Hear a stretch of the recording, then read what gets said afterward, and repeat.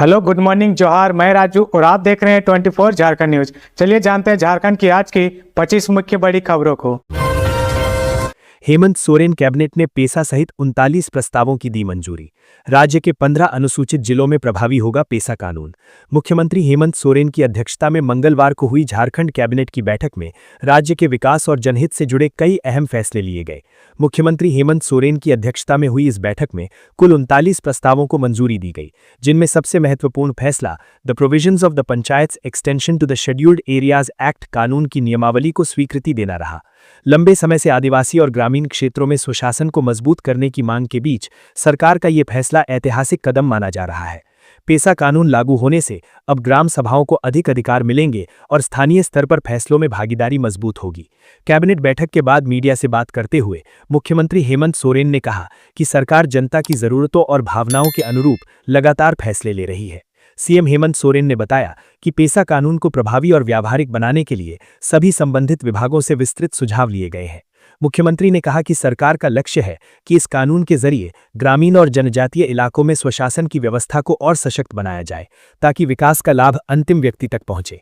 राज्य स्तरीय आकांक्षा कार्यक्रम अंतर्गत शिक्षकों एवं समन्वयक का मानदेय राशि की वृद्धि की स्वीकृति दी गई। 21 कस्तूरबा गांधी बालिका विद्यालयों में छात्रावास निर्माण के लिए 24,36,04,320 रुपए की तकनीकी स्वीकृति मानक प्राक्कलन के आधार पर कुल 51,16,050 रुपए 720 रुपए की लागत पर प्रशासनिक स्वीकृति दी गई। राज्य अंतर्गत सरकारी सेवाओं में राजपत्रित एवं अराजपत्रित पदों पर सीधी नियुक्ति के लिए आयु सीमा का निर्धारण की स्वीकृति दी गई। पूर्व से निर्धारित आयु सीमा 2030 तक लागू रहेगा। झारखंड कर्मचारी चयन आयोग की मैट्रिक और इंटरमीडिएट स्तर की परीक्षा अब 2 चरणों में होगी। परिवहन निदेशालय के अंतर्गत मोटरयान निरीक्षक का 21 पदों के सृजन की स्वीकृति दी गई। शीतकालीन सत्र के सत्रावसान पर मंत्रिपरिषद की स्वीकृति दी गई। झारखंड संस्कृति संवर्ग नियुक्ति, प्रोन्नति एवं सेवा शर्त नियमावली 2025 के गठन की स्वीकृति दी गई। गोड्डा में धान लदा ट्रैक्टर गड्ढे में पलटा, चालक और खलासी की मौत। गोड्डा जिले के मेहरमा थाना क्षेत्र में मंगलवार शाम एक सड़क हादसा हो गया, जिसमें 2 लोगों की मौत हो गई है। हादसे में धान लदा ट्रैक्टर पानी भरे गड्ढे में पलट गया। हादसा धमड़ी बरारी मुख्य मार्ग में हुआ। स्थानीय लोगों के अनुसार ट्रैक्टर शंकरपुर के बरारी स्थित झल्ला टोला से धान लादकर बाराहाट की ओर जा रहा था। धमड़ी पहुंचने से पहले गड्ढे के पास ट्रैक्टर का संतुलन बिगड़ा और पानी से भरे गहरे गड्ढे में पलट गया। ट्रैक्टर के नीचे दबने से दोनों की घटनास्थल पर ही मौत हो गई। मृतक खलासी की पहचान मेहरमा थाना क्षेत्र के बरारी निवासी आजादी पासवान के 20 वर्षीय पुत्र विकास पासवान के रूप में हुई है। वहीं ट्रैक्टर चालक का नाम पड़ेवा सोरेन बताया गया है, जो मेहरमा थाना क्षेत्र के झल्ला टोला निवासी बेहड़ सोरेन का पुत्र था। घटना की सूचना मिलते ही मेहरमा थाना प्रभारी सौरव कुमार ठाकुर पुलिस बल के साथ घटनास्थल पर पहुंचे और जेसीबी मशीन की मदद से गड्ढे से ट्रैक्टर को बाहर निकाला गया। स्थानीय लोगों के सहयोग से दोनों शव को भी बाहर निकाला गया, जिसके बाद दोनों शव को पोस्टमार्टम के लिए सदर अस्पताल भेजने की प्रक्रिया शुरू की गई। मृतक विकास पासवान के पिता आजादी पासवान ने बताया कि उनका पुत्र धान लोडकर बाराहाट स्थित गोदाम जा रहा था, तभी उन्हें हादसे की सूचना मिली। थाना प्रभारी सौरव कुमार ठाकुर ने पुष्टि की है कि गड्ढे में धान लदे ट्रैक्टर के पलटने से दोनों की मौत हुई है। फिलहाल पुलिस मामले की जांच में जुटी है। इधर हादसे के बाद दोनों परिवारों में मातम पसर गया है और रो रोकर बुरा हाल है। झारखंड के सरकारी कर्मचारियों को हवाई दुर्घटना पर मिलेगा 2 करोड़ का बीमा। सीएम हेमंत सोरेन बोले, कर्मियों का कल्याण सरकार की पहली प्राथमिकता। राज्य सरकार के कर्मचारियों और पेंशन धारकों के लिए एक बड़ी खबर है। झारखंड सरकार और बैंक ऑफ इंडिया के बीच वेतन एवं पेंशन खाता पैकेज को लेकर समझौता हुआ है। इस एमओयू के जरिए कर्मचारियों को बिना किसी अतिरिक्त प्रीमियम के करोड़ों रुपए तक की निःशुल्क बीमा सुरक्षा मिलेगी। इस दौरान झारखंड मंत्रालय में आयोजित कार्यक्रम में मुख्यमंत्री हेमंत सोरेन, वित्त मंत्री राधाकृष्ण किशोर समेत कई वरिष्ठ अधिकारी मौजूद रहे। इस पहल को कर्मचारियों और उनके परिवारों को आर्थिक सुरक्षा देने की दिशा में एक अहम कदम माना जा रहा है। इस समझौते के तहत राज्य सरकार के स्थायी संविदा कर्मचारियों एवं पेंशन धारकों को बैंक ऑफ इंडिया की ओर से बिना किसी अतिरिक्त प्रीमियम के निःशुल्क बीमा सुरक्षा प्रदान की जाएगी। इसके साथ ही कठिन परिस्थितियों में ये सुविधा कर्मचारियों के परिजनों को मजबूत आर्थिक सहायता प्रदान करेगा। झारखंड मंत्रालय में आयोजित इस कार्यक्रम के दौरान मुख्यमंत्री हेमंत सोरेन ने कहा कि आज बैंक ऑफ इंडिया ने एक बेहद संवेदनशील और सराहनीय कदम उठाया है। इससे राज्य के कर्मचारियों और उनके परिवारों को बड़ी सुरक्षा मिलेगी। उन्होंने राज्य सरकार और बैंक ऑफ इंडिया के बीच हुए इस एमओयू को कर्मचारियों के हित में एक बड़ी उपलब्धि मानते हुए सभी कर्मचारियों को इसके लिए शुभकामना दी। मुख्यमंत्री हेमंत सोरेन ने कहा कि राज्य सरकार के पदाधिकारियों एवं कर्मचारियों को बेहतर वातावरण में कार्य करने का अवसर उपलब्ध कराना और उनकी आर्थिक सुरक्षा के लिए हमारी सरकार पूरी तरह प्रतिबद्ध है। एक संवेदनशील सरकार होने के नाते हम राज्य की सेवा करने वाले कर्मियों के कल्याण के लिए लगातार कदम उठा रहे हैं। इसी कड़ी में मंगलवार को झारखंड मंत्रालय में राज्य सरकार तथा बैंक ऑफ इंडिया के बीच राज्य सरकार के कर्मचारियों के वेतन एवं पेंशन खाता पैकेज को लेकर एमओयू पर हस्ताक्षर हुए। ये राज्य सरकार की नौकरी करने के दरमियान मिलने वाली तनख्वाह, अवकाश प्राप्ति के बाद मिलने वाली पेंशन तथा स्वास्थ्य सुरक्षा के अतिरिक्त दुर्घटना जैसी परिस्थितियों में वित्तीय सहायता देने की दिशा में निर्णायक पहल है। आलोक स्टील प्लांट के प्रदूषण पर मुख्यमंत्री ने लिया संज्ञान, रामगढ़ डीसी को कार्रवाई के निर्देश। रामगढ़ जिले के बूढ़ा खाफ इलाके में संचालित आलोक स्टील प्लांट स्थानीय लोगों के लिए गंभीर संकट बनता जा रहा है। प्लांट से निकलने वाला डस्ट आसपास के खेतों, जंगलों और पेड़ पौधों पर जम रहा है, जिससे पर्यावरण के साथ साथ लोगों के स्वास्थ्य पर भी गहरा असर पड़ने की आशंका है। खेतों में खड़ी फसलें और जंगल की हरियाली धूल की मोटी परत से ढकती जा रही हैं। स्थानीय लोग इसे बेहद खतरनाक स्थिति बता रहे हैं। इसी समस्या को लेकर क्षेत्र के एक व्यक्ति ने वीडियो बनाकर अपनी नाराजगी और पीड़ा जाहिर की है। वीडियो में साफ देखा जा सकता है कि पेड़ पौधों पर जमी धूल किस तरह पर्यावरण को नुकसान पहुंचा रही है। वो व्यक्ति झल्लाते हुए पौधों पर जमे प्रदूषण को हाथ से उड़ाकर दिखाता है और सवाल उठाता है कि जब यही सब हम खाएंगे तो हमारे स्वास्थ्य का क्या होगा। उसकी आवाज में गुस्सा भी है और लाचारी भी। वीडियो में वो कुछ जिम्मेदार लोगों को खुली चुनौती भी देता है। वो कहता है कि आप यहां आकर 1 महीने रहिए, खाने पीने और रहने की पूरी व्यवस्था मैं कर दूंगा। अगर आप यहां रह पाए तो मैं मान जाऊंगा कि सब ठीक है। उसकी इस चुनौती से साफ झलकता है कि वो इस प्रदूषण से कितना त्रस्त और परेशान हो चुका है। इस मामले ने अब राज्य स्तर पर भी ध्यान खींचा है। मुख्यमंत्री हेमंत सोरेन ने इस पर संज्ञान लेते हुए स्पष्ट कहा है कि ऐसी स्थिति बिल्कुल भी बर्दाश्त के काबिल नहीं है। उन्होंने रामगढ़ के उपायुक्त को तत्काल संज्ञान लेने और न्यायोचित कार्रवाई करते हुए रिपोर्ट देने का निर्देश दिया है। झारखंड की पहली मेडिकल यूनिवर्सिटी पर सीएम हेमंत सोरेन सख्त, यूनिवर्सिटी ऑफ हेल्थ साइंसेज को लेकर दिए अहम निर्देश। मुख्यमंत्री हेमंत सोरेन ने झारखंड मंत्रालय में झारखंड स्वास्थ्य विज्ञान विश्वविद्यालय अधिनियम 2023 के तहत राज्य में स्थापित होने वाली Jharkhand university of health sciences को लेकर अहम समीक्षा बैठक की। बैठक में स्वास्थ्य मंत्री डॉक्टर इरफान अंसारी, मुख्य सचिव अविनाश कुमार और स्वास्थ्य विभाग के अपर मुख्य सचिव अजय कुमार सिंह मौजूद रहे। मुख्यमंत्री ने कहा कि ये झारखंड की पहली मेडिकल यूनिवर्सिटी होगी और राज्य की चिकित्सा शिक्षा एवं स्वास्थ्य सुविधाओं को मजबूत करने की दिशा में ये एक महत्वपूर्ण कदम है। उन्होंने कहा कि सरकार मेडिकल शिक्षा और स्वास्थ्य सेवाओं के विस्तार को लेकर पूरी तरह प्रतिबद्ध है और रांची जिले के बॉम्बे क्षेत्र में प्रस्तावित ये यूनिवर्सिटी इस दिशा में मील का पत्थर साबित होगी। मुख्यमंत्री ने यूनिवर्सिटी की नियमावली के गठन और फैकल्टी मेंबर्स की नियुक्ति प्रक्रिया को जल्द से जल्द शुरू करने का निर्देश दिया ताकि इसका संचालन शीघ्र हो सके। उन्होंने स्पष्ट किया कि सभी प्रक्रियाएं नेशनल मेडिकल काउंसिल की गाइडलाइंस के अनुरूप पूरी की जाएं। उन्होंने कहा कि इस मेडिकल यूनिवर्सिटी को इस तरह विकसित किया जाना चाहिए जिससे स्वास्थ्य विज्ञान के क्षेत्र में मानव संसाधन, मेडिकल रिसर्च और आधुनिक स्वास्थ्य सेवाओं को नई मजबूती मिले और राज्य की स्वास्थ्य व्यवस्था और अधिक सशक्त बन सके। एनआईटी के दीक्षांत समारोह की तैयारियों का निरीक्षण, राष्ट्रपति द्रौपदी मुर्मू होंगी शामिल। एनआईटी के 15वें दीक्षांत समारोह की तैयारियां अंतिम चरण में है। राष्ट्रपति द्रौपदी मुर्मू का इसमें शामिल होना प्रस्तावित है। उनके आगमन को लेकर मंगलवार को वाणिज्य कर विभाग के सचिव अमिताभ कौशल और रांची के जोनल आईजी मनोज कौशिक ने संयुक्त रूप से एनआईटी कॉलेज परिसर का दौरा किया और तैयारियों को बारीकी से निरीक्षण किया। दोनों वरीय अधिकारियों ने विशेष रूप से एनआईटी ग्राउंड में तैयार किए जा रहे मुख्य पंडाल और कार्यक्रम स्थल का भ्रमण किया। सुरक्षा व्यवस्था को लेकर आईजी मनोज कौशिक ने अधिकारियों को कड़े निर्देश दिए ताकि राष्ट्रपति के दौरे के दौरान सुरक्षा में कोई कमी ना रह जाए। इससे पूर्व अधिकारियों के आगमन पर पूर्वी सिंहभूम, जमशेदपुर और सरायकेला जिला प्रशासन के अधिकारियों ने उनकी अगवानी की। दौरे के दौरान सचिव और आईजी ने तैयारियों पर संतोष जताया। हालांकि उन्होंने मीडिया कर्मियों से दूरी बनाए रखी और कोई औपचारिक बयान नहीं दिया। इस महत्वपूर्ण निरीक्षण के दौरान पूर्वी सिंहभूम और सरायकेला जिले के उपायुक्त, पुलिस अधीक्षक समेत प्रशासन के तमाम बड़े पदाधिकारी मौजूद रहे। राष्ट्रपति द्रौपदी मुर्मू के 29 दिसंबर को 2 महत्वपूर्ण कार्यक्रम तय हैं। एनआईटी के दीक्षांत समारोह से पहले सुबह करंडी स्थित दिशोम जाहिर परिसर पहुंचेंगी, जहां ओलची की लिपि के 100 वर्ष पूरे होने के उपलक्ष्य में आयोजित सेमिनार के समापन समारोह में मुख्य अतिथि के रूप में शामिल होंगी। अनिल गोयल को ईडी कार्यालय में हाजिर होने के लिए 1 सप्ताह का समय मिला। धनबाद के कोयला व्यापारी अनिल गोयल ने ईडी के समक्ष हाजिर होने के लिए 1 सप्ताह का समय मांगा है। अनिल गोयल के आवेदन पर ईडी ने उन्हें और 1 सप्ताह का वक्त दे दिया है। अनिल गोयल, लाल बहादुर सिंह सहित अन्य कोयला व्यापारियों के ठिकानों पर छापामारी के दौरान मिले दस्तावेज की जांच पड़ताल के बाद ईडी ने अनिल गोयल को पूछताछ के लिए समन जारी किया था।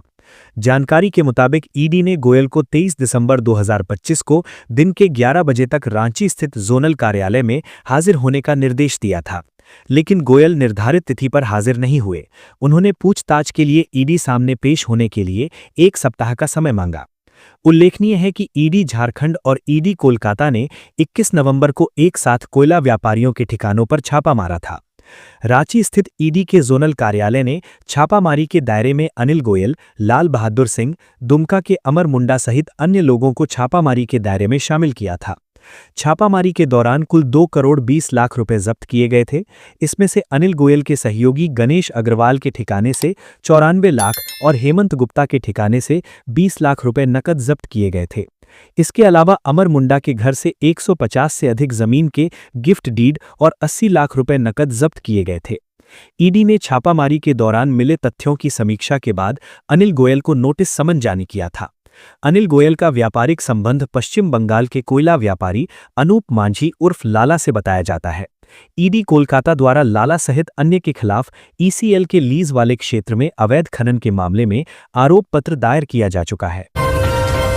विनोबा भावे विश्वविद्यालय में संपन्न हुआ 10वां दीक्षांत समारोह, विद्यार्थियों में दिखी खुशी, कहा अब राष्ट्र निर्माण के लिए होगा काम। विनोबा भावे विश्वविद्यालय में 10वां दीक्षांत समारोह धूमधाम से मनाया गया। कार्यक्रम विश्वविद्यालय परिसर स्थित विवेकानंद सभागार में आयोजित किया गया। मुख्य अतिथि एवं कुलाधिपति और राज्यपाल संतोष कुमार गंगवार ने छात्रों को उपाधियां प्रदान की। इस दौरान एक डीलिट, विभिन्न विषयों में 230 पीएचडी, स्नातकोत्तर टॉपरों को 94, बेस्ट ग्रेजुएट को 1 तथा वोकेशनल टॉपरों को 21 उपाधियां दी गईं। कुल 347 उपाधियां वितरित की गईं। सभी टॉपरों को स्वर्ण पदक से सम्मानित किया गया। दीक्षांत समारोह में छात्र छात्राओं में काफी उत्साह देखने को मिला। सैकड़ों छात्र छात्राएं एवं उनके अभिभावक विश्वविद्यालय परिसर में मौजूद रहे। भारतीय परिधान में सजे छात्र एवं शिक्षकगण कार्यक्रम में उपस्थित रहे। उपाधि प्राप्त करने वाले छात्रों ने कहा कि अथक परिश्रम और मेहनत से ही स्वर्ण पदक मिलता है। राज्यपाल के हाथों उपाधि मिलने से उत्साह और बढ़ जाता है। उन्होंने कहा कि निस्संदेह आने वाले समय में वे राज्य एवं राष्ट्र की सेवा में महत्वपूर्ण योगदान देंगे। शिक्षा मनुष्य को सामाजिक प्राणी बनाती है और सभी के लिए आवश्यक है। राज्यपाल संतोष कुमार गंगवार ने छात्रों के उज्जवल भविष्य की कामना की तथा उनके कर्तव्यों की याद दिलाई। उन्होंने कहा कि दीक्षांत समारोह केवल उपाधि प्राप्त करने का आयोजन नहीं है, बल्कि डिग्री प्राप्त करने वाले विद्यार्थियों के परिश्रम, अनुशासन, धैर्य और साधना का प्रतीक है। ये विश्वविद्यालय के लिए बड़ा दिन है। उन्होंने आगे कहा कि सभी को ईमानदारी और लगन से पढ़ाई करने की आवश्यकता है। छात्रों को अपनी जिम्मेदारी उठानी होगी, तभी देश विकास के पथ पर आगे बढ़ेगा। शिक्षा का उद्देश्य केवल आजीविका अर्जित करना नहीं, बल्कि संवेदनशील, जिम्मेदार और कर्तव्यनिष्ठ नागरिक का निर्माण करना है।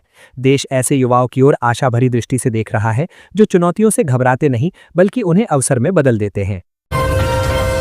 रांची लालपुर में पुलिस व्यापारियों की बैठक, सुरक्षा व ट्रैफिक सुधार पर हुई चर्चा। लालपुर थाना परिसर में पुलिस और व्यापारियों के बीच समन्वय को मजबूत करने के लिए एक बैठक आयोजित की गई। ये बैठक federation of Jharkhand chamber of commerce and industries की पहल पर हुई, जिसमें लालपुर थाना क्षेत्र के बड़ी संख्या में व्यापारी शामिल हुए। बैठक में क्षेत्र की सुरक्षा व्यवस्था, ट्रैफिक जाम और व्यापार से जुड़ी समस्याओं पर विस्तार से चर्चा की गई। व्यापारियों ने पुलिस को बताया कि दुकानों के सामने अतिक्रमण होने से ग्राहकों को आने जाने में परेशानी हो रही है। सर्कुलर रोड और लालपुर चौक में आए दिन जाम लगता है। पेंटालून के पास पार्किंग शुल्क वसूली में गड़बड़ी, कम उम्र के बच्चों द्वारा बाइक से स्टंट, मॉल डिकोर की पार्किंग में ठेलों का अवैध कब्जा, अड्डेबाजी, गलियों और कॉम्प्लेक्स के बेसमेंट में नशेड़ियों का जमावड़ा और रोज होने वाले झगड़े भी बड़ी समस्या बने हुए हैं। नगराटोली स्थित वर्किंग वुमेन हॉस्टल के पास असामाजिक तत्वों द्वारा उत्पात मचाने की शिकायत भी सामने रखी गई, जिससे महिलाओं को परेशानी हो रही है। चेंबर की लॉ एंड ऑर्डर उप समिति के चेयरमैन मुकेश अग्रवाल ने कहा कि लालपुर इलाके में हॉस्टल, कोचिंग सेंटर और शिक्षण संस्थान अधिक हैं, जहां नशाखोरी की शिकायतें लगातार मिल रही हैं।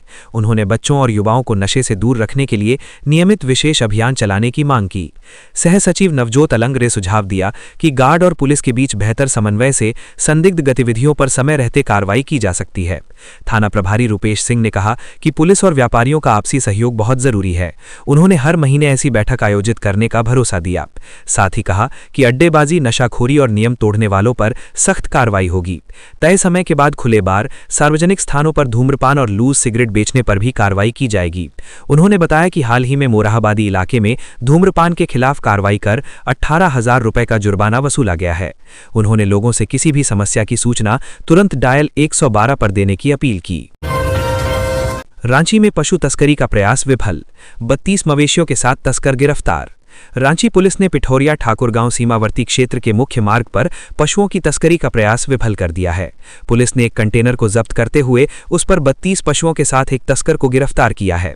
रांची के पुलिस अधिकारी ने मंगलवार की रात बताया कि एसएसपी को 22 दिसंबर की देर रात गुप्त सूचना मिली थी कि एक कंटेनर के मालिक और चालक पशुओं को वध करने के इरादे से ले जा रहे हैं। कंटेनर पिठौरिया की ओर से कांके होते हुए रांची शहर की ओर जा रहा है। इसके बाद पुलिस टीम ने कंटेनर का पीछा कर बाहू चौक के समीप रोकी। तलाशी लेने पर कंटेनर में 32 पशु क्रूरतापूर्वक लोड किए हुए पाए गए। इस दौरान पुलिस ने मौके से एक व्यक्ति को भी पकड़ा, जिसका नाम मुजीद अंसारी है। वो रांची के चान्हो का रहने वाला है। कैबिनेट से पेसा नियमावली को मंजूरी पर सीएम को दी गई बधाई। झारखंड सरकार द्वारा पेसा नियमावली को कैबिनेट से पास होने को लेकर टीएसी के पूर्व सदस्य रतन तिर्की ने मुख्यमंत्री हेमंत सोरेन को बधाई देते हुए कहा कि पेसा नियमावली लागू होने से गांव के अंतिम व्यक्ति को न्याय मिलना तय है, लेकिन तब भी सावधानी बरतनी होगी। रतन तिर्की ने बताया कि मुख्यमंत्री हेमंत सोरेन ने टीआरआई डा रामदयाल मुंडा जनजातीय कल्याण शोध संस्थान मोरहाबादी में डा रणेंद्र कुमार की अगुवाई में एक टीम का गठन किया था ताकि पेसा के नियमावली का निर्माण किया जा सके। उन्होंने बताया कि टीम ने लगातार 4 महीने तक विभिन्न राज्यों में लागू पेसा नियमावली का अध्ययन किया और पेसा नियमावली को तैयार किया। इस टीम में डा रणेंद्र कुमार, सुधीर पाल, प्रभाकर तिर्की, बलराम जी, रतन तिर्की, रश्मि कात्यायन, जॉनसन टोपनो, दयामणि बारला, ला यूनिवर्सिटी के प्रोफेसर डॉक्टर रामचंद्र उरांव, एलिना होरो, सुषमा बिरूली, नेहा एवं अन्य गणमान्य लोग शामिल थे। रतन तिर्की ने कहा कि इस बात का ध्यान रखना होगा कि ग्राम सभा को कैसे सशक्त बनाया जाए। वंदना डाडेल और मस्तराम मीणा को सीएस रैंक में प्रोन्नति। 1996 बैच के आईएएस अधिकारी वंदना डाडेल और मस्तराम मीणा को मुख्य सचिव रैंक में प्रोन्नति दी गई है।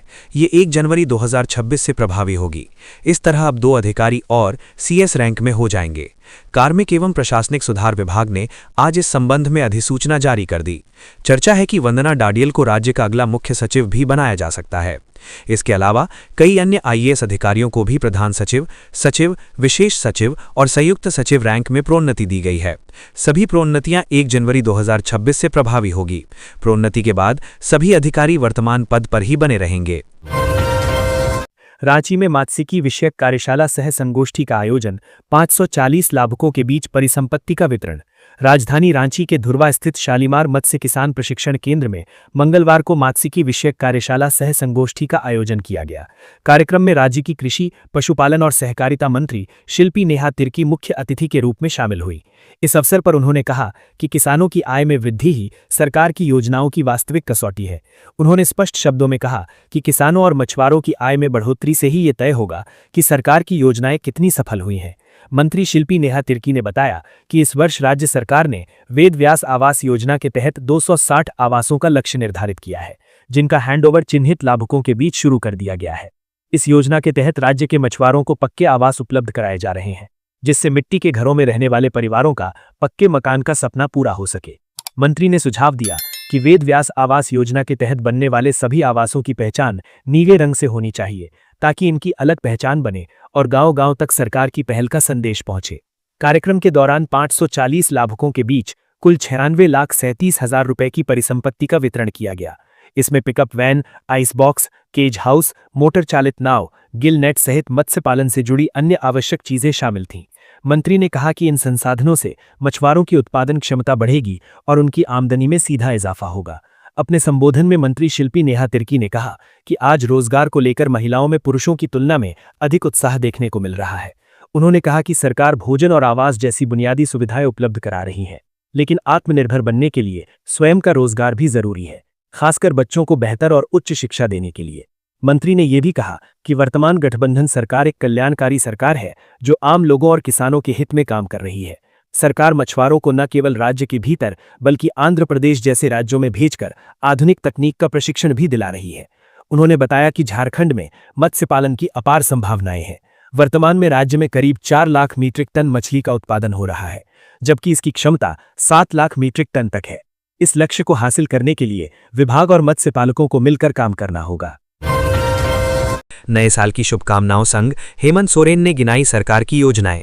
झारखंड मंत्रालय परिसर में मीडिया के प्रतिनिधियों को संबोधित करते हुए मुख्यमंत्री हेमंत सोरेन ने पेसा अधिनियम के क्रियान्वयन को लेकर राज्य सरकार की पहल की जानकारी दी। उन्होंने कहा कि पेसा अधिनियम को जिस तरह से लागू किया जाना है उसके लिए राज्य सरकार ने नियमावली तैयार की है। इस नियमावली को व्यापक विमर्श और विभिन्न विभागों के साथ गहन मंथन के बाद अंतिम रूप दिया गया है। मुख्यमंत्री ने बताया कि ये नियमावली अब राज्य की जनता को समर्पित की जा रही है और इसे पूरे राज्य में विशेष रूप से अनुसूचित क्षेत्रों में प्रभावी तरीके से लागू किया जाएगा। उन्होंने कहा कि जमीनी स्तर पर इसका बेहतर क्रियान्वयन सुनिश्चित करने के लिए सभी पहलुओं का विशेष ध्यान रखा जाएगा। मुख्यमंत्री ने यह भी बताया कि राज्य सरकार ने बैंक ऑफ इंडिया के सहयोग से कर्मचारियों और पेंशनधारियों की आर्थिक सुरक्षा के लिए एक महत्वपूर्ण समझौता ज्ञापन पर हस्ताक्षर किए हैं। इस समझौते के तहत यदि किसी व्यक्ति की दुर्घटना में मृत्यु होती है तो उसके परिजनों को आर्थिक सहायता प्रदान की जाएगी। उन्होंने कहा कि नए वर्ष की शुरुआत इस पहल के साथ करना सरकार के लिए सकारात्मक कदम है। मुख्यमंत्री ने नए वर्ष के अवसर पर राज्य की जनता के लिए सुख, शांति और समृद्धि की कामना की। उन्होंने कहा कि सरकार का प्रयास है कि लोगों के जीवन से दुख और तकलीफें दूर हों और सभी परिवार हंसी खुशी के साथ जीवन व्यतीत करें। साथ ही उन्होंने सभी को क्रिसमस की भी शुभकामनाएं दी। ट्रेनों में यात्रियों को बनाते थे निशाना, धनबाद रेल पुलिस के हत्थे चढ़े 4 अपराधी। बिहार झारखंड के ट्रेनों में आपराधिक वारदात को अंजाम देने वाले गैंग का रेल पुलिस ने उद्भेदन किया है। गैंग में शामिल 4 सदस्यों को रेल पुलिस ने गिरफ्तार किया है। मौके पर ट्रेन में सफर करने वाले यात्रियों से लूटे गए पर्स, मोबाइल समेत अन्य सामान भी बरामद किए गए हैं। हालांकि गैंग के मास्टरमाइंड को पकड़ने में सफलता हाथ नहीं लगी है। धनबाद जीआरपी अधीक्षक कैलाश करमाली ने मीडिया को जानकारी देते हुए बताया कि ये गैंग लंबे समय से बिहार और झारखंड में चलने वाली यात्री ट्रेनों में सक्रिय था। 19 दिसंबर की रात टाटा जयनगर एक्सप्रेस ट्रेन के एसी कोच में सो रही महिला यात्रियों को टारगेट करते हुए उनका पर्स, मोबाइल समेत अन्य सामान लेकर धनबाद के प्रधान खांटा रेलवे स्टेशन के आसपास चैन पुलिंग कर फरार हो गए थे। यात्रियों ने उन बदमाशों का पीछा भी किया था, लेकिन रात के अंधेरे और कुहासे का फायदा उठाते हुए सभी अपराधी जंगलों की ओर भाग गए थे। घटना की सूचना पर रेल अधीक्षक धनबाद के निर्देश पर पुलिस उपाधीक्षक के नेतृत्व में एक टीम गठित की गई। इस विशेष टीम ने अपने अनुसंधान के दौरान छापेमारी कर घटना में शामिल 5 अपराधियों में से 4 अपराधियों को गिरफ्तार कर लिया है। रेल पुलिस टीम ने गिरफ्तार अपराधियों के पास से 5 लेडीज पर्स, 2 चांदी के चेन, 1 चांदी की अंगूठी, 1 चांदी का पायल, 1 चांदी का सिक्का, पॉकेट पर्स से आधार कार्ड, नकद 1220 रुपए, कपड़ा भरा 3 पिट्टू बैग, 4 मोबाइल फोन, हेडफोन, 2 चश्मा, रोल गोल्ड का लॉकेट, कान का झुमका और कॉस्मेटिक का सामान बरामद किया है। रेल एसपी ने बताया कि इन सभी अपराधियों का पुराना आपराधिक इतिहास रहा है। बिहार से लेकर झारखंड तक के तमाम ट्रेनों में इन लोगों के द्वारा कई आपराधिक घटनाओं को अंजाम दिया गया है। वहीं उक्त घटना से करीब 15 दिन पूर्व ये सभी अपराधी धनबाद के एक होटल में रुके थे और वहीं घटना की प्लानिंग की थी। वहीं गिरफ्तार आरोपियों में धनबाद निवासी विकास कुमार साहब, बिहार के जहानाबाद निवासी आकाश कुमार साहब, धनबाद निवासी रौनक कुमार और सचिन कुमार उर्फ कल्लू शामिल हैं। वंचित वर्ग के बच्चों ने पहली बार भरी उड़ान, टाटा स्टील फाउंडेशन और एयर इंडिया एक्सप्रेस की पहल। राजधानी रांची के बिरसा मुंडा हवाई अड्डा पर आज एक प्रेरणादायी और सराहनीय पहल देखने को मिली, जब टाटा स्टील फाउंडेशन और एयर इंडिया एक्सप्रेस के संयुक्त प्रयास से वंचित वर्ग के बच्चों को हवाई यात्रा का अनुभव कराया गया। ये कार्यक्रम रांची हवाई अड्डा प्रबंधन के सहयोग और समन्वय से सफलतापूर्वक आयोजित किया गया। इस दौरान बच्चों के चेहरों पर साफ खुशी झलक रही थी। इस विशेष पहल के तहत कुल 150 बच्चों को लगभग 40 मिनट की हवाई यात्रा कराई गई। हवाई अड्डा पहुंचते ही विमानपत्तन निदेशक द्वारा सभी बच्चों का गर्मजोशी से स्वागत किया गया। अधिकांश बच्चों के लिए ये जीवन का पहला अवसर था जब उन्होंने न केवल विमान को नजदीक से देखा बल्कि उसमें बैठकर आसमान में उड़ान भी भरी। उड़ान के दौरान बच्चों का उत्साह देखते ही बन रहा था। खिड़की से नीचे झांकते हुए शहर को देखना, बादलों के बीच उड़ान का अनुभव और विमान के भीतर की गतिविधियों को समझना उनके लिए किसी सपने के सच होने जैसा था। इस पहल का उद्देश्य केवल बच्चों को हवाई यात्रा कराना नहीं था, बल्कि उनकी सोच को व्यापक बनाना और उनमें आत्मविश्वास पैदा करना भी था। कार्यक्रम के माध्यम से बच्चों को विमानन क्षेत्र, pilot, cabin crew, ground staff और एयरपोर्ट प्रबंधन जैसी विभिन्न भूमिकाओं की जानकारी दी गई, ताकि वे भविष्य में इन क्षेत्रों में करियर बनाने के लिए प्रेरित हो सकें। इस अवसर पर रांची हवाई अड्डा के निदेशक विनोद कुमार ने कहा कि आज इन बच्चों की आंखों में जो चमक हमने देखी है, वही इस पहल की सबसे बड़ी सफलता है। हवाई यात्रा केवल एक अनुभव नहीं, बल्कि बच्चों के सपनों को नई दिशा देने का माध्यम है। हमारा उद्देश्य है कि कोई भी बच्चा संसाधनों की कमी के कारण बड़े सपने देखने से वंचित न रहे। ऐसे कार्यक्रम बच्चों में आत्मविश्वास और भविष्य के प्रति सकारात्मक दृष्टिकोण विकसित करते हैं। देवघर सड़क हादसे में बीजेपी नेता के भाई की मौत पर सियासी उबाल, आशुतोष कुमार के नेतृत्व में प्रदर्शन।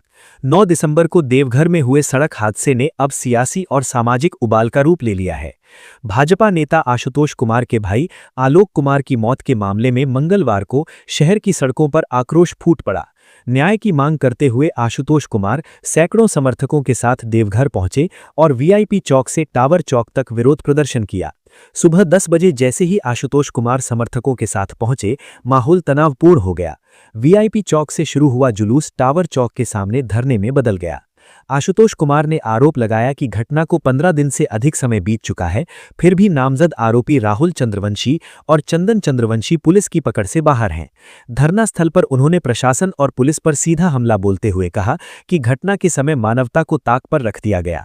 उन्होंने आरोप लगाया कि घटना के समय राहुल और चंदन अपने सैकड़ों असामाजिक समर्थकों के साथ मौके पर मौजूद थे, लेकिन घायल आलोक को अस्पताल नहीं जाने दिया गया। उनके समर्थकों को भी रोका गया, जिससे इलाज में देरी हुई और आलोक की जान चली गई। आशुतोष कुमार ने सवाल उठाया कि यदि ये महज सड़क हादसा था तो घायल को तुरंत अस्पताल क्यों नहीं पहुंचाया गया। उन्होंने आरोप लगाया कि आरोपियों ने आपराधिक छवि वाले साथियों के साथ मिलकर डॉक्टरों को भी इलाज से रोका। इसी लापरवाही और साजिश का नतीजा आलोक कुमार की मौत बना। उन्होंने जिला प्रशासन पर लीपापोती का आरोप लगाते हुए कहा कि आज की रैली में उनके समर्थकों की गिरफ्तारी ये दिखाती है कि प्रशासन किसके पक्ष में खड़ा है। उनका कहना था कि जब न्याय की आवाज दबाई जाती है तो सड़कों पर उतरना मजबूरी बन जाती है। पूरे मामले पर देवघर के एसडीएम रवि कुमार ने प्रशासन का पक्ष रखते हुए कहा कि पुलिस पूरी तरह सतर्क है और विधि व्यवस्था बिगाड़ने वालों पर सख्त कार्रवाई की जाएगी। उन्होंने बताया कि नामजद आरोपियों के हथियारों के लाइसेंस रद्द कर दिए गए हैं और कानूनी प्रक्रिया जारी है। पीड़ित परिवार को कानून पर भरोसा रखने की अपील की गई। प्रशासन की ओर से मिले आश्वासन के बाद आशुतोष कुमार और उनके हजारों समर्थकों का गुस्सा कुछ शांत हुआ और विरोध मार्च वापस ले लिया गया।